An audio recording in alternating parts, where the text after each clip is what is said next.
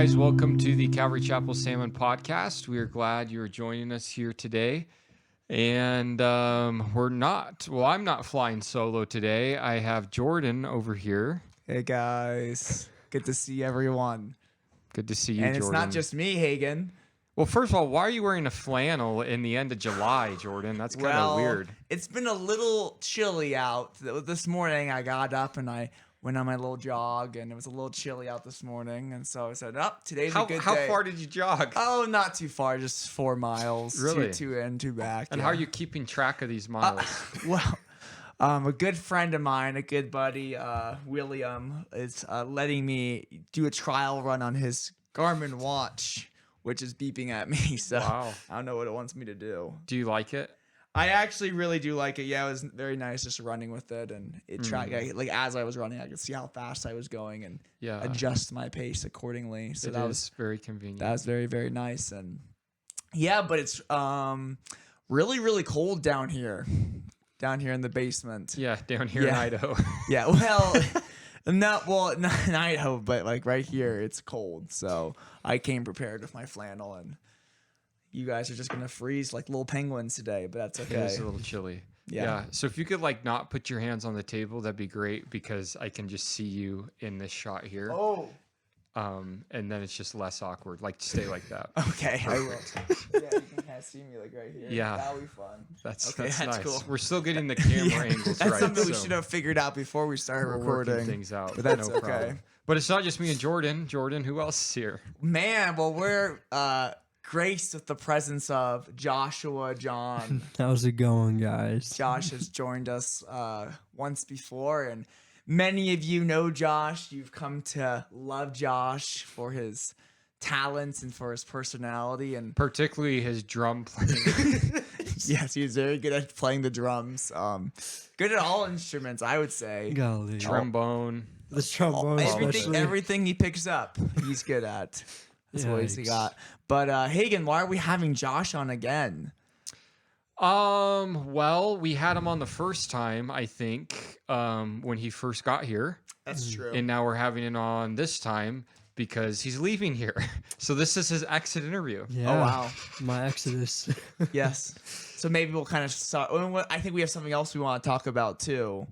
Right. Yeah. But first, he needs to list 10 things that he's learned that he's been here in Ooh, Salmon. 10 things. I was just going to ask him, his closing, he spent 2-3 months here. What was his experience? No, that's how fine. has Salmon, Idaho? Sure. How has me and Hagen changed your life? And Oh, man, you changed my life exceedingly and abundantly. Abundantly. There we go. But these past 2 months have been absolutely a blessing to my life, because I feel like I've grown a lot more than when I got here, and I think that's definitely the aim for small internships like that. It's to be able to be a blessing to others, but also try to grow. And being in a new environment like Idaho, it's definitely a lot more quiet than California or Philly. So just being blessed with the people around, they're so loving, so kind. So that definitely was a big blessing, and definitely grown just reading my word every day, which is a lot. I'm doing a lot better with that than previous seasons. Nice. And just genuine worship and learning to have a heart of worship has been growing in that area as well. So yeah. Do you feel like your worship ability has grown and expanded during your time here, or because of the opportunities you've had, or just kind of same as when you came? Or I definitely feel like I have grown to understand that when you're leading the people in worship, you're not just putting on a performance or trying to sound good, but you're leading them in worship while you're also worshiping the Lord, but you're also trying to find that balance of giving your first fruits to the Lord, giving your best worship, trying to make sure I sing good, play the guitar good, be diligent in that, but also having a heart of a wholehearted, genuine heart of worship.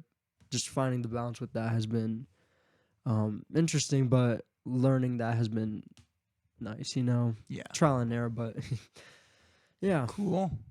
Well, Josh, we've really enjoyed you being here, and you've done a lot of stuff, and you've been really helpful and stuff behind the scenes. So it's been cool.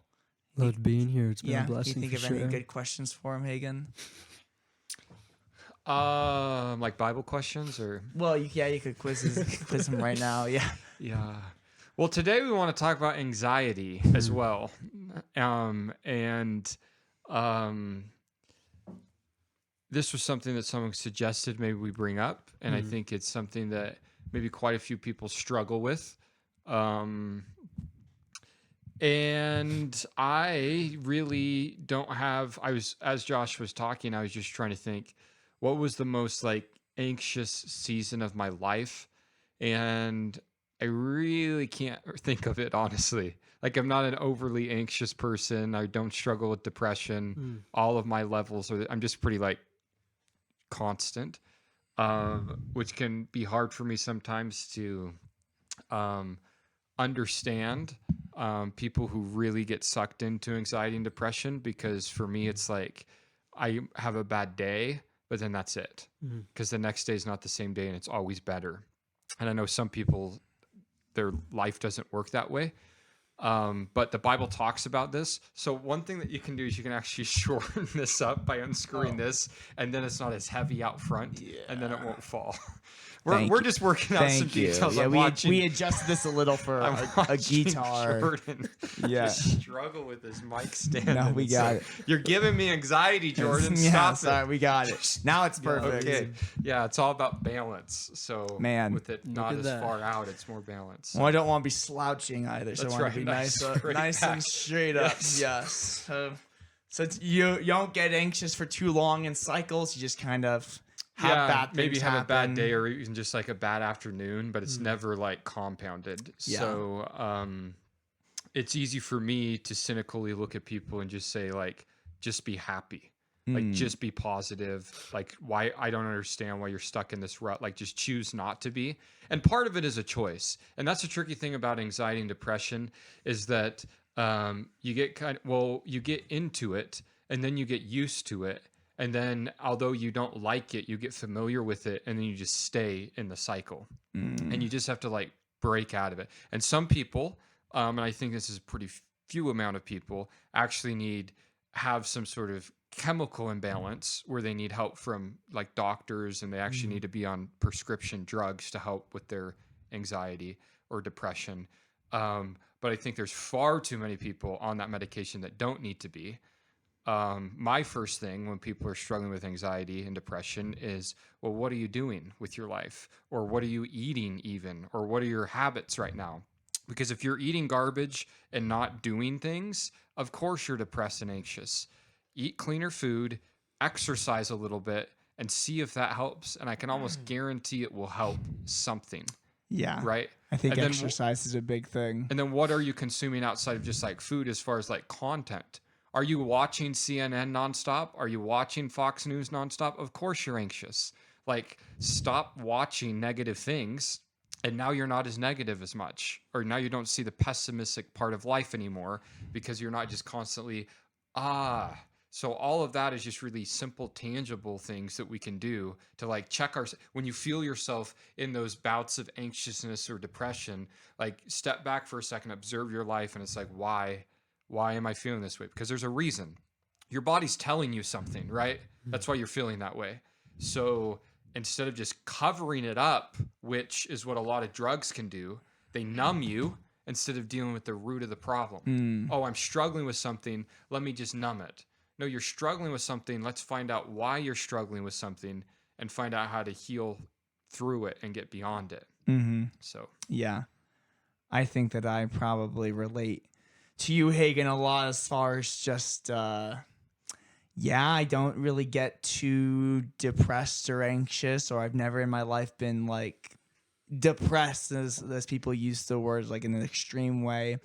And I think I'm too forgetful for that. Like, bad things happen to me and I forget about it pretty quickly. I guess and it's that's just good. like just kind of going on with my life, and it's Yeah. okay. And Yeah, I mean, I have good days and bad days, but it's whatever. Is today a good day? Today's a great day. Well, we're glad we caught you on a good day, Today's Jordan. fantastic because, like you said, I think exercise and drinking water do a lot to keep you in a good mood. And Yeah.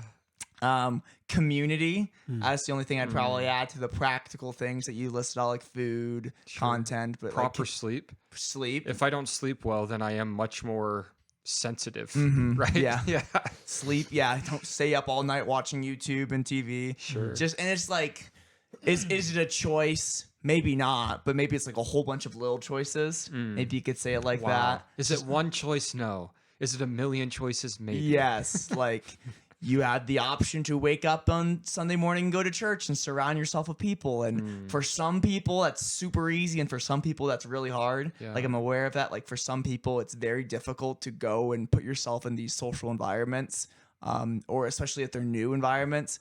But it's like, it's good for you. Regardless of what anyone says, it's good for you to go and do something with a group of people, even if that's just doing worship and listening to a message. Even if it's not church, just going somewhere and doing something with a group of people, it's good for you because we're just social animals. We're social creatures and we're made like that. And that's easier for some people. It's harder for other people, but like that little choice of, okay, I am going to go and do this thing today. I am going to go do this like social whatever thing today. I don't have to, but I'm going to choose to. I guarantee afterwards you're going to feel way better. You're going to feel some sort of sense of accomplishment. You're going to feel like, yeah, I did something today and it was good, and you're going to feel great about it. So those are very practical little steps of just if you're feeling down. Josh, what has been your experience with these topics of anxiety or depression and stuff like that? Yeah, for sure. My experiences have been completely different than you two. Growing up, like I had like a lot of mental health problems really like at a young age, you know. And the enemy definitely had a stronghold on over my life, but I'm good. Before I even go any further, I want to say you can find victory over those things. You can find victory in Jesus because he already holds the victory, you know. But for the longest time, yeah, the enemy definitely had a stronghold over my life. When even I was like 9 years old, you know, I was struggling through depression and suicidal thoughts, but like I didn't know what those thoughts were. I just kind of was like, okay, this is just like normal thoughts, you know. But then growing up, understanding like what I was feeling, what I was thinking was not really normal. For the longest time, I guess the anxiety started building up when I try to seek validation from people, try to seek like just attention, all those things. And I feel like that could also play a big role in just your anxiety, your depression, is when you start comparing yourself or start searching for things that are not of God, like seeking validation from others, seeking affirmations from others. And that's the thing, you're never going to get what you're looking for, because yeah, you can get validation from a certain people group, but then there's another certain people group that you want validation from. And then it's just like trying to please everybody, being a people pleaser. And that just kept declining. Like my mental health just kept declining. And I think I can remember back to COVID, that's when I really went on a downward spiral. I did not, like when we were locked in, Locked up. Yeah. I was about to say that. I was like, wait, no. Government locked people up, but not in Idaho. They didn't. Nah, but when we started lockdown in March, I didn't leave my house till we went back to school. So September, I did not even step like foot outside the house, maybe like once or twice, but it wasn't like I was very much in my room, close the doors, close the drapes, and I was just basically sulking in just negative thoughts, and it just kept getting worse. Like the enemy, like I could remember that darkness, like I could feel like the heaviness over my chest, you know. I had a lot of problems with sleeping, you know. Then I also, there's like a whole different thing where I started understanding that, like, okay, the spiritual world, like that's real. And then remember, like understanding that, like I had a lot of people in my life say like, oh, I've seen things like in sleep paranoia and all that stuff, and that freaked me out. And because of that, I just thought the solution was like not to sleep, but I was sleep deprived for sure. I was stuck in paranoia. I wasn't eating. Like I lost so much weight in those 6 months because I was not eating properly. And like I said, the enemy definitely had a stronghold over my life. And even when we got back to school, there was like a season where things were getting good. But come like spring of 2021, everything just went downhill again where, I definitely gave the enemy too much credit, because I used to see this battle we're in, because that's what life is. We're in a battle. And I used to see it as God versus the devil. I used to see them as equals. I used to see their powers as equals. And I just was scared. I was crippled with fear because the enemy just had a stronghold over just my life. And there was no way out. And I remember just praying, and I was just like, Jesus, I can't do anything. I was having like a panic attack. I don't know if you guys have ever had a panic attack or like an anxiety attack. Those are like the scariest things in the world, where it's like you have trouble breathing, like your heart is pounding, your mind is racing.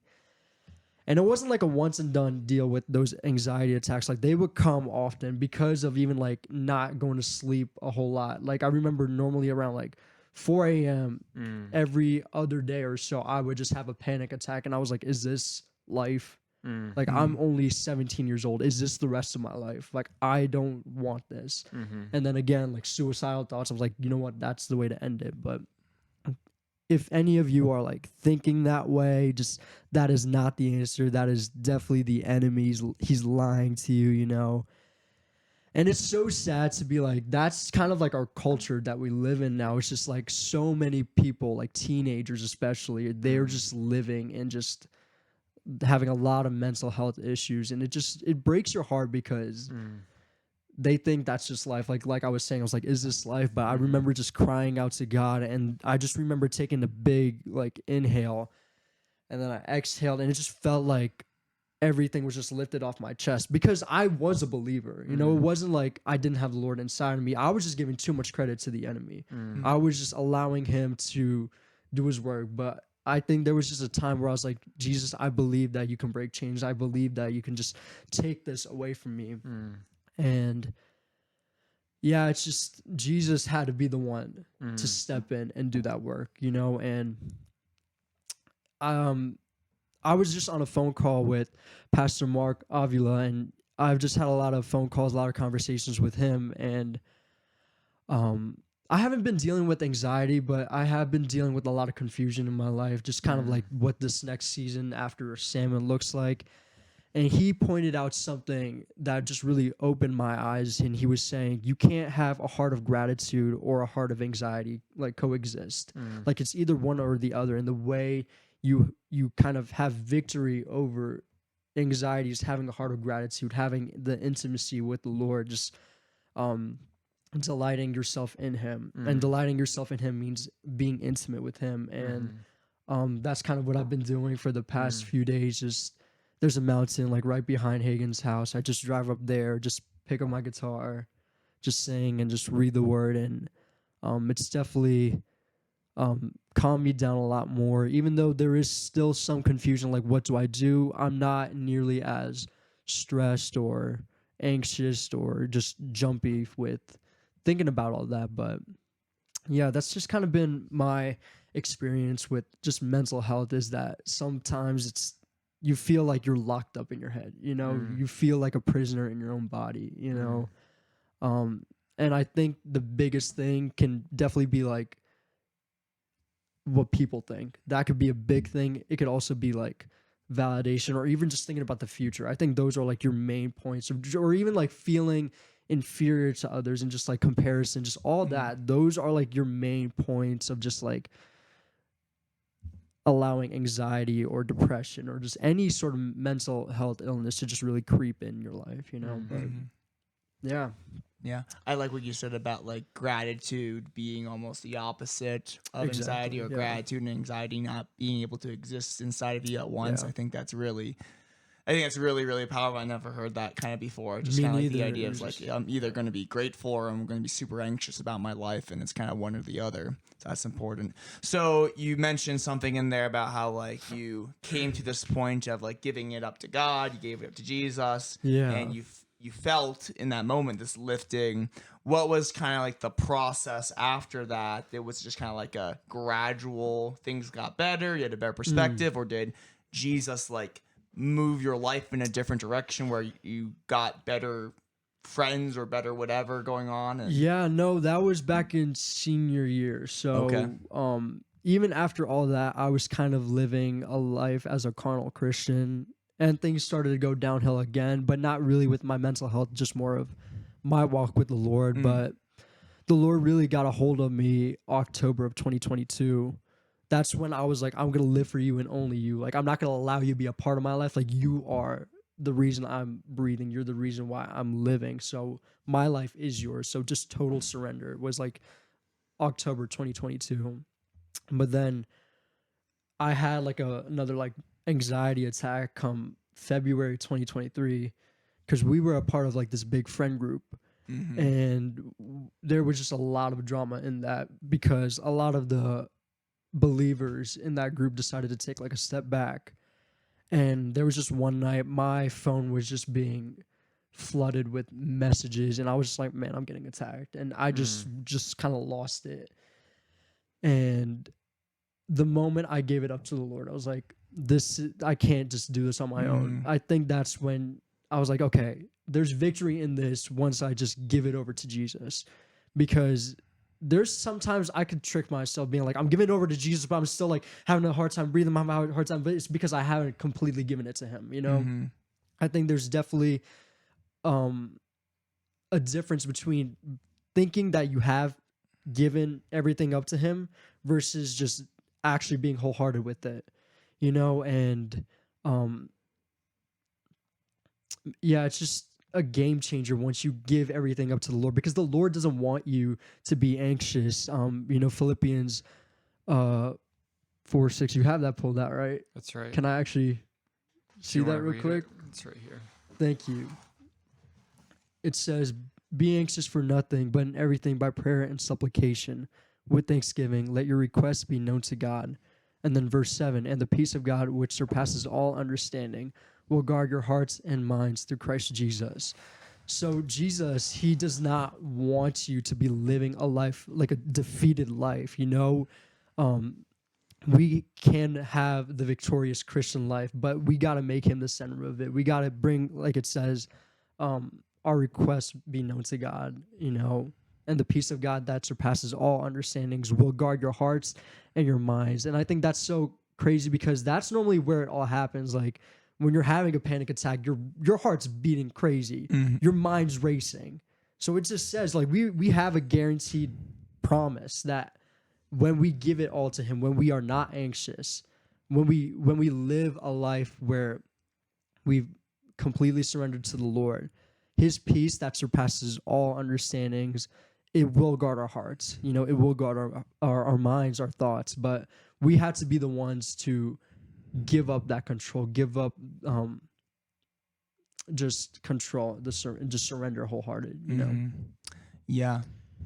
I think when talking about like panic attacks and stuff like that, and people close to me in my life going through stuff like that, something I've realized is like there's always like a root. There's always a root cause, but you don't always know or even realize what that root cause is. And I think that's important to realize. Like, I'm having this panic attack. I can't even control myself. Something's causing it, but I don't even know what. And then so it's just like, man, but just like, so having that self-awareness, there is something in your life that's causing this, and to just kind of ask yourself and probably get some help from other people being like, okay, what's in my life that could be causing this? And there's a lot of things that it could be. I think the three things that you said, like wanting to please other people, or the other stuff that you said about like your image, and I think maybe social media plays a big part of that in defeating that. So there's always a root cause. And so just identifying that I think is really important. For And being sure. like, this, whatever this is, needs to go in my life.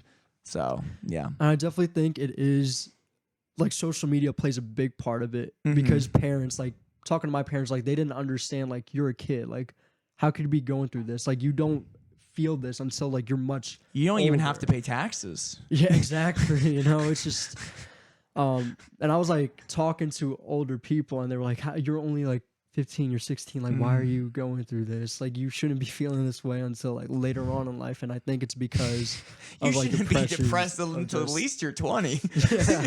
yeah. But you know what was actually really cool was we're backtracking all the way to 7th grade. Oh, wow. Can I borrow your Bible real quick? Yes. Thank you. But back in 7th grade, like I said, I did not sleep a whole lot for a few years because of just like being scared to sleep. Like that's kind of crazy to think about. But when you think about like seeing a demon, seeing all that stuff, that really messed with me. I'm like, I'd rather just stay up, be sleep deprived, and just all that stuff. But I remember just going through a season of that and just like praying to God. I'm like, Jesus, I don't understand what the Bible means. Like, I just need something that just makes sense to me. And I remember that was like the time I was going through Proverbs. And for some reason, the chapter I was on for that day, God like clearly spoke to me. And it's Proverbs 3:24 through 26. And it says, when you lie down, you will not be afraid. Yes, you will lie down and your sleep will be sweet. Do not be afraid of sudden terror, nor of trouble from the wicked when it comes. For the Lord will be your confidence and will keep your foot from being caught. And ever since then, like if I have trouble sleeping or anything, like I just go to what I know. The promises, like that the things that the Lord's revealed to me. I go back to that and it's just like I sleep like a baby, you know? But yeah, it's just crazy to think that now more than ever, we see just kind of like in our culture, it's people that are younger than us that are going through things. And I think that's even like crazy to think about that there are like kids that are going through it. Like I said, like I was like 8 or 9 when it all started, but I didn't understand. I just kind of thought that was life, you know. I just thought it was just growing up, but as I was getting older and older, I was like, this is not normal. Like I probably shouldn't be thinking about killing myself as a little kid, or like this world just like doesn't need a Josh John, or like stuff like that, you know, just feeling absolutely worthless or just, you know, inferior to everybody. Ever since that young age was just, I never thought it to be indifferent, you know? Yeah. But what I like about that Philippian passage in Philippians 4, 6, and 7, be anxious for nothing. And, but then he tells you what to do. Like you replace your anxiety with something. Be anxious for nothing, but in everything by prayer and supplication with thanksgiving or gratitude, let your requests be made known to God, and the peace of God, which surpasses all understanding, will guard your heart and minds through Christ Jesus. So people like us might very easily look at people and just say, don't be anxious and leave it there. But the Bible goes, don't be anxious. You need to replace it with this. So it's not just like a nothingness. It's a where that anxiety is. You're stopping that, and now you're taking that same feeling, because maybe you're going to go on an airplane ride and you're anxious about that, or you're going to go to the dentist, or whatever the case might be. It's not pretending like that stuff isn't scary or whatever. It's taking that thing, and instead of allowing my body to get overrun with anxiety and whatabouts about it, I'm taking it now and just giving it to the Lord.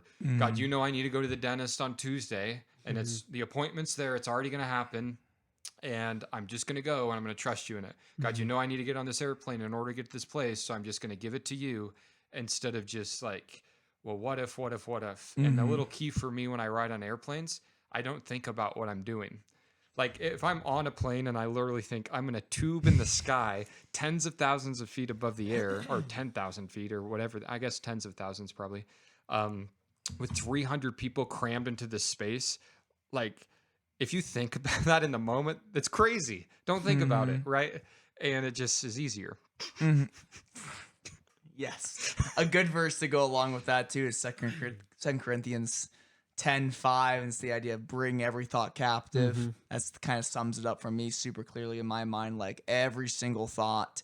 And this is kind of going back to like the million little choices you make throughout your day. Like you have this anxious thought, you then have a choice to either just kind of dwell on it and let it go and just let it do its thing and let it grow and fester in your mind, or to immediately take that thought and to give it over to Jesus and to pray it over to him. And the more you do that, the easier it gets. The less you do that, the harder it will be. But just having this conscience, make this conscious choice. Whenever I'm starting to feel anxious, I'm just going to immediately, my go-to reaction is going to be start praying, give it over to Jesus, and just have that be my go-to. I think the biggest time I've ever gone anxious is probably when it comes to like teaching. I think that was maybe the big like public speaking. Even in high school, like the idea of presenting in front of people was always super scary, and I get really afraid of that. When going to Bible college, we have to present, and like every time was super, super scary. Something I did, and this is just something I did. I like would go out of my way to force myself to do it because I knew the more I would do it, the better it would be. And so like I was presenting in high school, like I would say, I want to go first. I want to be the first one to present. I don't want to like sit back here and wait for it and like just watch everyone else do it and just be scared. I want to go and do it first and get it out of the way. And so then afterwards I can just relax and enjoy everyone else. And like in CB, I was like, no, I want to teach, and I'll take these opportunities to go. Everyone was like, wow, he's so spiritually, always wants to go first. No, I didn't say I wanted to go first the very first week, but afterwards I would like take opportunities where I could, like to teach the Sunday school, or they went to like a food bank, not food, like a food handout, whatever, homeless shelter. The way station. The way station, that's what they call it. And so like you could sign up to teach there, and it's like, I'm going to do it. And so like I would sign up and do that, even though it was like scary and anxious, but like, so I don't know, like force yourself to do things that are a little scary, and they do get easier over time. But that's not easy and that's not fun. But like just kind of have this like long-term plan. Like if I do this now, it will be easier in the end game. And like that can be true for like little things. Like I'm going to choose to go to this thing I don't necessarily want to do, but I'm just going to go do it because it'll be easy later and it'll be good for me later. So that's just practical. And oh man.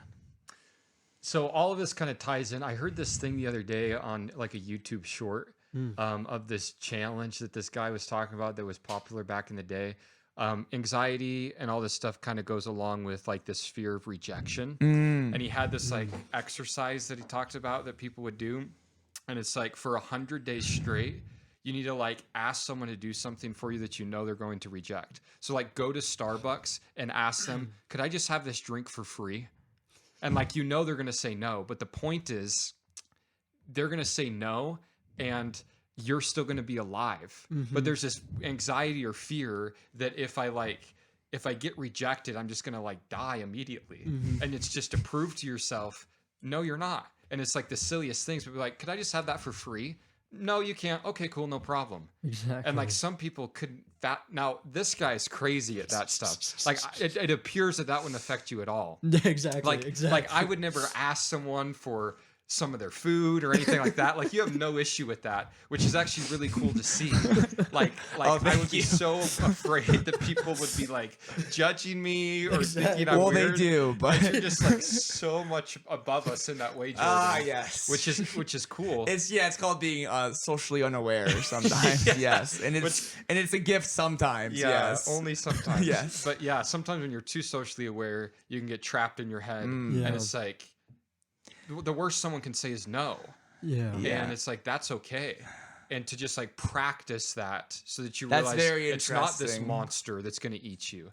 Or then if there's like regular things in your life that you're anxious about, like you said, if you can like structure them in a way that you get them done right away, then it's better. I know I have to have a phone call with someone this week. You might as well do it on Monday so that it's over with instead of waiting until Friday afternoon and thinking about it all week long. Yeah. oh, and it's the best feeling in the world. Like we all know, it's the best feeling in the world. Like to do something and to get like something you're anxious about, just do it and get it done, and to think, Yeah, you're just I don't have to relieved. do this. I don't have to worry about this. I'm just go about my day. It's just like so freeing. So that's crazy. Yeah, 100 days just asking people Yes. things you know they're gonna say no to. But I think there's a lot of good stuff there because rejection, and we're very afraid of social awkwardness and like Sure. doing something like we're like for some reason that's like a big deal to a lot It's of like, people. why do you care what the barista thinks of you?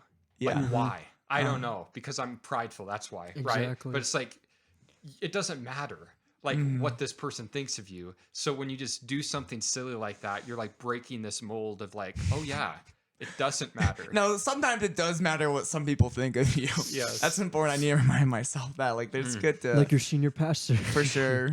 Yes, and you shouldn't always ask for people. Yeah, it matters sometimes. There's a For sure. fine line. There's a balance. Yes. Yes. 1 Peter 5:7 tells us to cast our cares on him because he cares for us. So I just picture that on this idea of anxiety or depression. You got this stuff, these cares of life that are piling up on you, and Jesus literally gives you permission to literally pile it on him, like he can handle it. He says in the Gospels that his yoke is easy, his burden is light. Like when we walk with Jesus, when we're going through life with him, we're yoked up with him. And if you are not,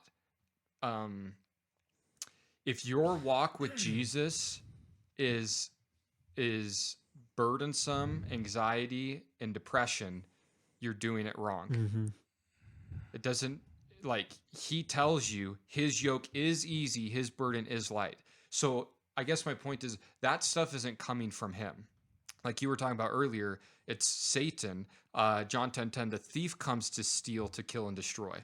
So one problem that sometimes Christians face is they think Jesus is piling me up with this stuff to teach me a lesson. It's like, probably not. Satan is piling up with this stuff. You're piling this stuff on yourself. Your parents are putting baggage on you that you don't need. Your significant other, your coworkers, wherever it's coming from, your boss, people pile things on you. Your job is to take it and go, our old pastor here would have a saying sometimes. He would say, not my monkey, not my circus. And it's like, not my problem. Your problems cannot be mine. I'm here to listen. I'm here to pray, but you don't get to put them on me. I can help you put them on him, but you don't get to put them on me. And a lot of people that struggle with depression and anxiety have it because they're taking things from other people or allowing people to pile stuff on them. These are called boundaries. Nope. I'm not that person. You don't get to come and just throw this on me. You can talk to me about it. I can pray with you about it, and I can help you get it to him, but you don't get to leave it here with me. And then you get to go home at the end of the day and you're not weighed down with it. So Boundaries are important. At the end of the day, you're only responsible for yourself that's right. and your actions, and that's a really big deal.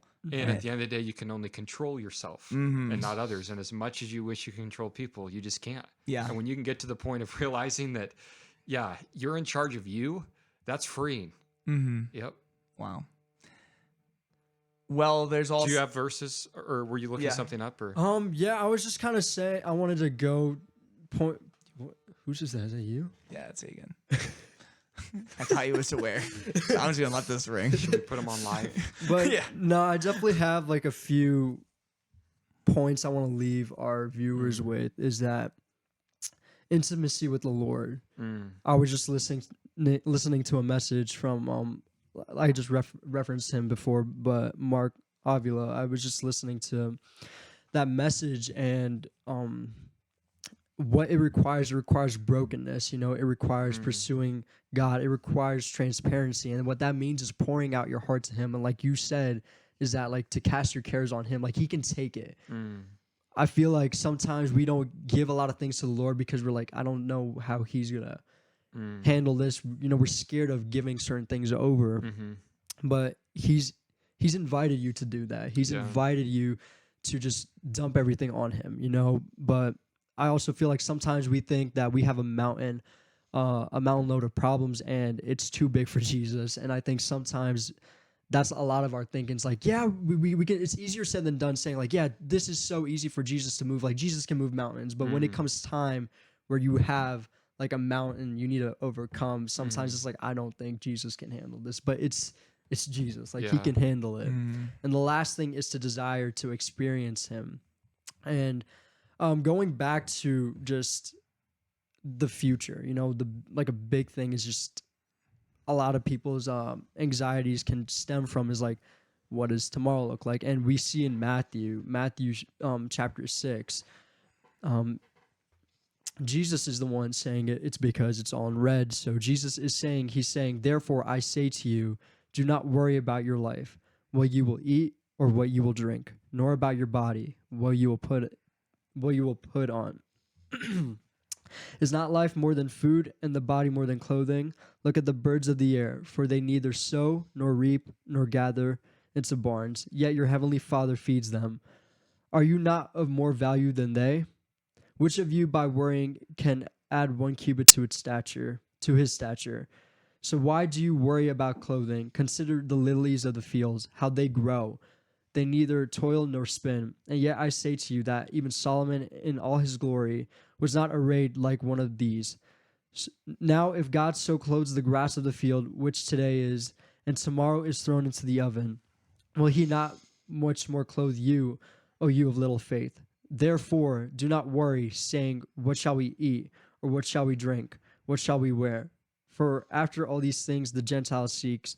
For your heavenly Father knows that you need all these things. But seek first the kingdom of God and his righteousness, and all these things shall be added to you. Therefore do not worry about tomorrow, for tomorrow will worry about its own things. Sufficient for the day is its own troubles.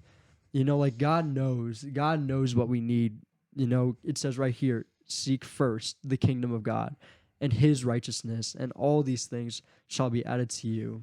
And I just kind of wanted to leave our viewers off with that because, you know, sometimes thinking about the future can just be stressful, just like what tomorrow looks like or just anything. But yeah, just kind of leaving the viewers off with Just like don't little do it too exhortation. much. The Don't most Yeah. influential Bible teacher in my life is John Corson, as far as who I've listened to the most probably and learned the most from. And he has these clever sayings, but one of the cleverest ones that I've carried with me is, when you don't know what to do what you know, then you'll know what to do. And it's like, I don't know what to do. It's like, well, what do you know? Well, I know that I should be serving Jesus. Okay. I know that I should be. And it's like, just go back to the basic things, do what you know, and what you don't know falls into line. So I found great peace with that in my life when I have those question marks or not knowing what the next step is. When you don't know what to do what you know, then you'll know what to do.